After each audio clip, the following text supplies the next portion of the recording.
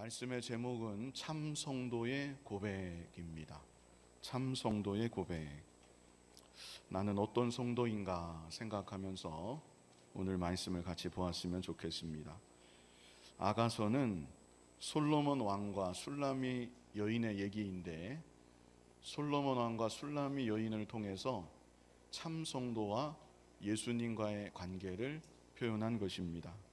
술람미 여인은 용모가 별로 아름답지 못했습니다. 밭에 나가서 일하는 사람이기 때문에 햇볕에 그을려서 얼굴도 새까맣게 타 있었습니다. 당연히 신분도 변변하지 못합니다. 그런데 솔로몬 왕은 그런 술람미 여인을 사랑하고 자신의 왕궁으로 들이고 왕으로 삼았던 것입니다.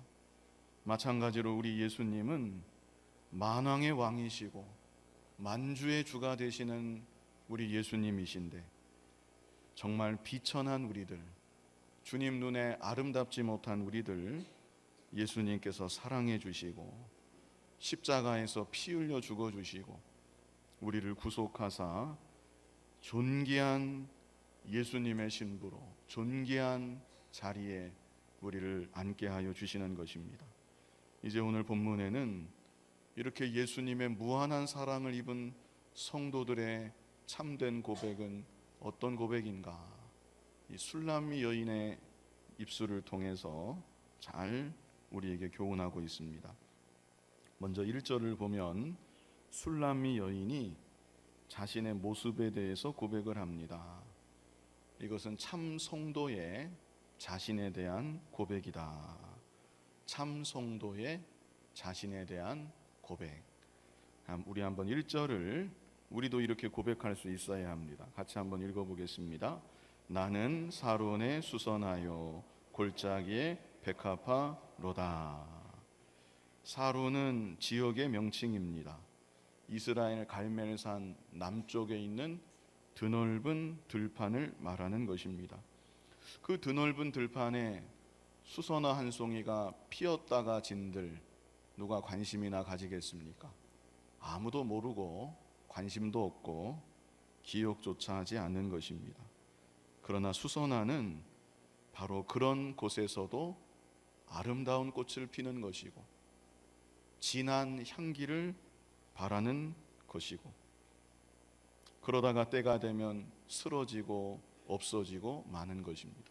이것이 바로 참 성도의 모습이고 참 성도의 고백이 되어야 합니다. 나는 사람들이 많이 다니는 시장 바닥의 수선화입니다. 나는 사람들이 주목하여 바라보는 무대 위에 꽂혀 있는 수선화입니다. 이게 아니라 나는 사론의 수선화입니다. 그 드넓은 들판에 아무도 나를 쳐다보지 않고 아무도 나를 알아주지 않고 내 존재 자체를 모른다 할지라도 나는 나의 자리에서 꽃을 피우고 향기를 바라고 나의 사명만을 끝까지 감당하다가 그리고 마지막에는 조용히 시들어지고 조용히 사라지는 그런 존재입니다. 이것이 바로 참 성도의 모습이고 참 성도의 고백이 되어야 하는 것입니다.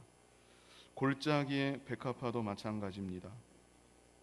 골짜기는 은밀한 장소입니다. 누가 마음 먹고 찾아가지 않는 한 볼 수 없는 장소입니다. 그런데 그런 은밀한 곳에 백합화 한 송이가 피어 있는 것입니다. 백합화 한 송이가 향기를 바라며, 아무도 맡아주는 사람 없지만 그곳에 피어서 향기를 바라고 있는 것입니다. 남들이 보든지 안 보든지 자신의 사명을 묵묵히 감당하는 성도, 그리스도의 향기만을 바라는 성도, 그 성도가 바로 골짜기의 백합화 같은 성도인 것입니다. 특별히 우리가 생각할 것은 살아있는 꽃은 어디에서나 향기를 바란다는 사실입니다. 방 안에 있으면 향기를 바라다가 들판으로 옮겨지면 향기가 없어지는 것이 아닙니다. 남들이 쳐다보고 있으면 향기를 바라다가 남들이 알아주지 않으면 향기가 갑자기 없어지는 게 아닙니다. 진짜 꽃, 살아있는 꽃은 남이 보든지 안 보든지, 남이 박수를 쳐주든지 아니면 반대로 손가락질을 하든지, 집 안에 있든지 밖에 있든지 언제나 어디서나 동일한 향기를 바라는 것, 그게 진짜 꽃이고 살아있는 꽃인 것입니다. 만약 그렇지 못하다면 그 꽃은 진짜 꽃이 아닐 것입니다. 바랬던 향기도 진짜 향기가 아니라 가짜 향기, 조작된 향기였다. 이렇게 우리가 생각할 수 있는 것입니다. 우리 각자가 이 시간 하나님 앞에서 내 자신의 모습을 면밀하게 살펴보면 좋겠습니다. 나는 과연 사론의 수선화인가? 나는 과연 골짜기의 백합화인가? 다시금 진실하게 소원하고 고백할 수 있어야 합니다. 나는 사론의 수선화입니다. 나는 골짜기의 백합화입니다. 이것이 바로 참 성도의 모습이고 우리 일생의 소원이 되어야 하고 우리 일생의 고백이 되어야 할 것입니다. 이제 이어지는 2절 말씀은 술람미 여인의 고백에 대한 왕의 화답입니다. 왕의 화답. 우리 본문 2절을 같이 읽어보겠습니다. 여자들 중에 내 사랑은 가시나무 가운데 백합화 같도다. 술람미 여자는 뭐라고 고백했죠? 나는 사론의 수선하여 골짜기의 백합화로다. 솔로몬 왕은 그 말을 듣고 여자들 중에 내 사랑은 가시나무 가운데 백합화 같도다. 여기서 여자들은 어떤 여자들입니까? 이름도 밝힐 것 없는 그냥 보통 널려있는 수많은 여자들을 말하는 것이고, 가시나무 가운데 백합화는 술람미 여자 한 사람을 말하는 것입니다. 오늘날도 예수님은 말씀하십니다. 이 땅에 수많은 신자들이 있지만 그냥 그들은 다 보통 널려있는 왔다 갔다 하는 교인들이고 다 그런 자들이다. 내가 정말로 사랑하는 특별한 나의 사랑은 가시나무 가운데 백합화 같도다. 예수님도 참 성도를 향해 이렇게 말씀하여 주시는 것입니다. 가시나무 가운데 백합화는 바람이 불면 가시에 찔려서 상처가 나고 찢겨집니다. 그러나 백합화는 찢기면 찢길수록 오히려 더 진한 향기를 바라는 것입니다. 마찬가지로 핍박 가운데 있지만, 여러 가지 고난과 시험 가운데 있지만 그 가운데 끝까지 믿음을 지키는 성도, 그 가운데 더 진한 그리스도의 향기를 바라는 성도, 바로 그런 성도가 가시나무 가운데 백합화 같은 성도이고, 우리 예수님은 그런 성도를 특별한 사랑의 대상자로 삼아 주시는 것입니다. 그 옛말에도 가빈의 사연처이고 국난의 사양상이다, 이런 말이 있습니다. 집안이 가난해지면 어진 아내를 생각하게 되고, 나라가 어지러워지면 어진 재상, 정말 충신을 그때야 생각하게 된다는 것입니다. 고난이 없고 평안할 때야 다 좋은 아내인 것 같고, 다 나라 사랑하는, 자기가 제일 사랑하는 충성된 신하인 것 같지만, 고난이 닥쳐오면 아는 것입니다. 가세가 기울어지고 나라의 위기가 닥치고 이 나라의 백성이라면 죽인다고 하고 그런 위기가 닥쳐올 때 정말 충성된 신하가 누구인가, 가세가 기울어지면 정말 어진 아내가 누구인가 다 드러나게 되는 것입니다. 참 성도, 어떤 성도인가?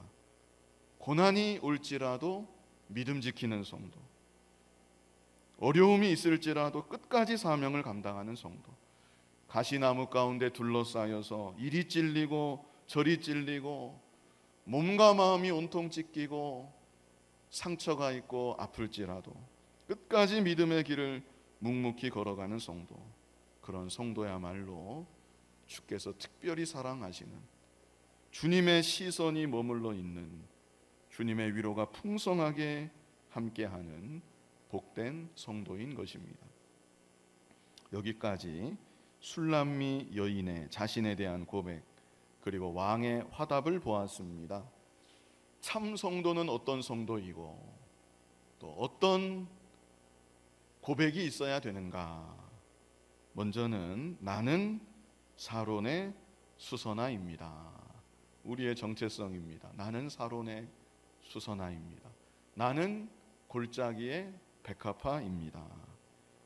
그리고 왕의 화답을 통해서 우리가 어디까지 가야 되는가? 나는 가시나무 가운데 백합화입니다.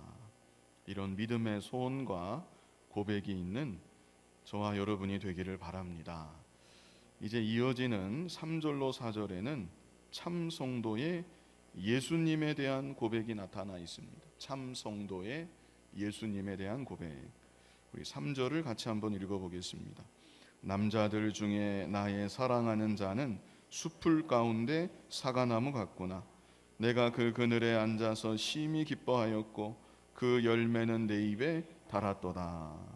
세상에 수많은 남자들이 있지만 술람미 여인이 사랑하고 바라보고 흠모하는 대상은 오직 솔로몬 왕 한 사람뿐입니다. 마찬가지로 참 성도는 이 땅에 바라볼 것이 많고 미혹하는 것이 많고 움켜쥘 것이 아무리 많다 할지라도 오직 예수님만을 바라보는 것이고, 오직 예수님만을 사랑하는 것이고, 오직 예수님만을 따라가는 것입니다. 특별히 여기 3절에서 숲풀 가운데 사과나무 같구나 이렇게 고백하고 있죠. 여기서 숲풀은 유사 이래로 모든 인생들을 말하는 것입니다. 베드로전서 1장 24절에도 보면 모든 육체는 풀과 같고 그랬죠. 그 모든 영광이 풀의 꽃과 같으니 풀은 마르고 꽃은 떨어진다. 그래서 인생은 누가 되었든지 다 뭐 같은 인생입니까? 풀 같은 인생입니다. 대단한 것 같아도 다 풀 한 포기 같은 인생에 지나지 않습니다. 아무리 뛰어났던 인물도, 역사에 길이 남을 영웅 호골도 풀 한 포기에 지나지 않는 것입니다. 그러나 우리 예수님은 그런 풀 한 포기 모여있는 무성한 숲풀 가운데 유일하게 구별된 전혀 다른 사과나무와 같다는 것입니다. 숲풀 가운데 사과나무, 얼마나 구별되고 얼마나 존귀한 존재입니까? 예수님은 이 땅에 사람의 몸으로 찾아와 주셨지만 예수님은 창세전부터 계셨던 하나님이셨습니다. 그 하나님께서 우리의 죄를 대신 지시고 십자가에 못 박혀 죽으셨고 사흘 만에 부활하셨고, 그리고 그 사실을 믿는 모든 자에게 영생 복락을 허락하여 주시는 것입니다. 일찍이 사도 바울은 예수님 만나기 전 자기가 가지고 있는 지식, 자기가 가지고 있는 세상의 배경들, 그것들을 자기 자랑으로 알고 그것을 자랑으로 삼고 살았습니다. 그러나 예수님을 만난 이후에는 이런 세상적인 자랑들, 내가 긍지를 가지고 내가 자랑했던 이 모든 것들은 배설물이구나, 이렇게 깨닫습니다. 이 모든 것들은 다 배설물이다. 배설물로 내가 생각한다. 그리고 이제 나는 오직 예수 그리스도를 알아가는 일, 그것을 가장 고상하게 생각하고 그것을 위해서 나의 일생을 바친다. 이렇게 고백하였던 것입니다. 이것이 예수님을 숲풀 가운데 사과나무로 발견한 그런 참된 모습이라고 할 수 있습니다.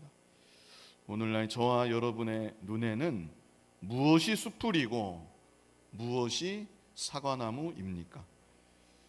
혹시 예수님이 숲풀 가운데 섞여 있지는 않습니까? 찾아야만 보이는 그런 존재, 평상시는 눈에도 띄지 않는 그런 존재가 내 안에 예수가 아닙니까? 오히려 세상의 물질이 나의 사과나무이고, 나의 자존심이 나의 사과나무이고, 나의 명예가 사과나무이고, 온갖 세상의 죄악과 쾌락들이 나의 사과나무가 아닙니까? 예수님을 사과나무로 발견하는 귀한 은혜가 여러분들에게 다 있기를 바랍니다. 그래서 일생 예수님만을 바라보고 예수님만을 사랑하고 예수님만을 온전히 따라가는 저와 여러분이 되어야 하는 것입니다.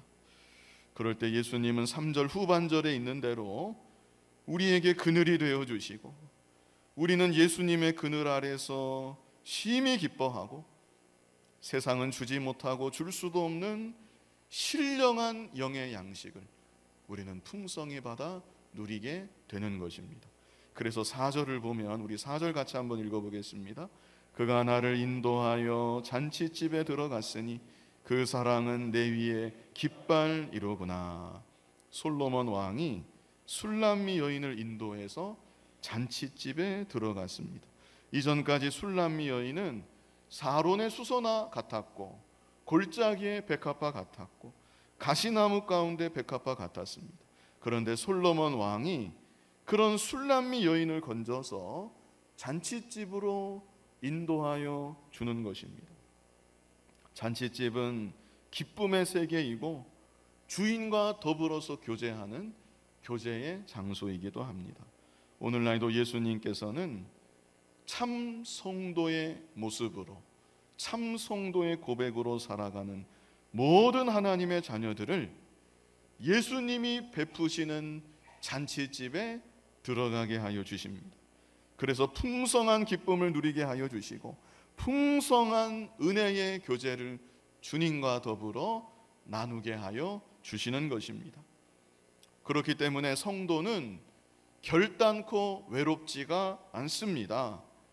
누가 알아주지 않아도, 누가 관심 가져주지 않아도, 심지어 고난이 있고 핍박이 있고 환난이 있다 할지라도 그 심령에는 주께서 잔치집과 같은 기쁨을 날마다 허락하여 주시고, 주님과의 풍성한 교제로 만족하며 살아갈 수 있도록 인도하여 주시는 것입니다. 무엇보다 3절의 말씀과 같이 오직 예수 그리스도만을 숲을 가운데 사과나무로 바라보고 따르는 자, 그런 자에게 주께서는 잔치집과 같은 기쁨을 주시고 풍성한 영적인 만족을 허락하여 주시는 것입니다. 마지막 하반절에 그 사랑은 내 위에 깃발이로구나 이렇게 말씀했죠. 그 사랑은 내 위에 깃발이로구나.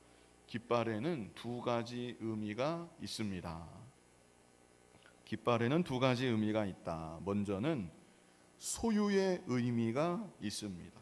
소유의 의미. 적군이 성을 점령하면 뭐부터 하지요? 그 성의 깃발을 끌어내리고 자기의 깃발을 그 성에 꽂습니다. 이제 이 성은 우리의 성이다. 이것을 나타내는 것이죠. 우리나라에 여러 나라 대사관들이 있죠. 그런데 그 대사관 위에도 그 나라의 깃발이 반드시 꽂혀 있습니다. 비록 대한민국 영토 안에 있지만 이 공간만큼은 이 나라의 주권이 미치는 영역이다. 이것을 나타내고 있는 것이죠. 마찬가지로 주님의 사랑이 내 위에 깃발이다. 이 말씀은 주님의 사랑이 나를 구별하여 준다는 것입니다. 나를 구별된 하나님의 사람으로, 특별한 하나님의 소유로 주님의 사랑이 나를 만들어 주었다는 것입니다. 나는 비록 이 땅에 발을 붙이고 살아가지만 주님의 사랑이, 이 사람은 이곳에 속한 사람이 아니라 천국의 백성이다. 나의 사랑하는 신부이다. 하나님의 소유이다. 이렇게 선언하여 주시는 것입니다. 이제도 내 위에 주님의 사랑의 깃발이 펄럭이고 있습니다. 그 사랑의 깃발을 인식하고 구별된 하나님의 사랑, 천국에 속한 천국 시민으로 당당하게 살아가는 여러분이 되시기를 바랍니다. 두 번째로 깃발에는 승리의 의미가 있습니다. 승리의 의미. 처음에는 소유의 의미, 둘째는 승리의 의미. 깃발을 꽂는 것은 뭐 했다는 겁니까? 승리했다는 의미입니다. 주님의 십자가 사랑이 원수 마귀의 모든 공격으로부터 나로 이미 승리케 하여 주신 것입니다. 그래서 우리들이 이 땅을 믿음으로 사는 것, 그것은 주께서 승리해 놓으신 승리의 길을 걸어가고 있는 것입니다. 주님은 주님의 사랑으로 우리에게 승리의 기쁨과 영광을 주셨고, 이제도 승리케 하여 주시고 영원토록 승리하도록 인도하여 주십니다. 그러므로 승리하신 주님을 따라서 날마다 승리하는 믿음의 길 걸어가는 여러분이 다 되시기를 바랍니다. 요한복음 16장 33절 같이 한번 읽어보겠습니다. 앞에 있습니다.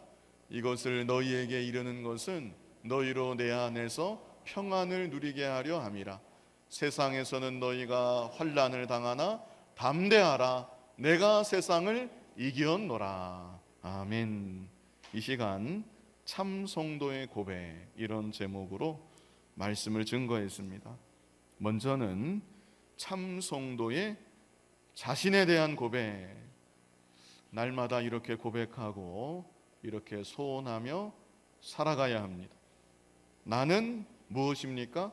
사론의 수선화입니다. 넓디 넓은 들판에 아무도 보지 않고 알아주지 않고 눈길조차 주지 않는 그곳에 홀로 꽃을 피우고 향기를 바라는 나는 사론의 수선화입니다. 또 나는 무엇입니까? 골짜기의 백합화입니다. 은밀한 곳에 꽃을 피우고 향기를 바라는 나는 골짜기의 백합화입니다. 더 나아가서 우리의 고백은 나는 가시나무 가운데 백합화입니다. 가시나무가 나를 찌를지라도, 아플지라도, 찌르면 찌를수록, 찢기면 찢길수록 나는 더 진한 그리스도의 향기를 바라는 가시나무 가운데 백합화입니다. 참 성도의 예수님에 대한 고백. 남자들 중에 나의 사랑하는 자는 숲풀 가운데 사과나무 같구나. 세상의 다른 모든 것은 숲풀로 보이고 숲풀에 지나지 않습니다. 오직 나의 주 예수 그리스도만이 사과나무로 보이는 그런 은혜가 우리에게 풍성하게 있었으면 좋겠습니다. 그래서 날마다 잔치집과 같은 심령의 기쁨을 누리고 만족을 누리고 구별된 하나님의 자녀로, 주님의 사랑이 내 위에 깃발이라고 했는데 구별된 하나님의 자녀로 또 죄악 세상을 승리하며 살아가는 여러분이 다 되시기를 간절히 바랍니다. 무한하신 주님의 사랑, 십자가의 사랑을 입게 하시고 이제는 우리를 주님의 신부로 거룩한 하나님의 자녀로 삼아주신 거 감사합니다. 그 사랑에 감사하고 감격하는 마음 되게 하시고 나는 사론의 수선화입니다. 골짜기의 백합화입니다. 가시나무 가운데 백합화입니다. 그리고 나의 주 예수 그리스도는 숲풀 가운데 사과나무입니다. 이렇게 고백하며 살아가는 우리들이 다 되게 하여 주시옵소서. 예수님 이름으로 기도하옵나이다. 아멘.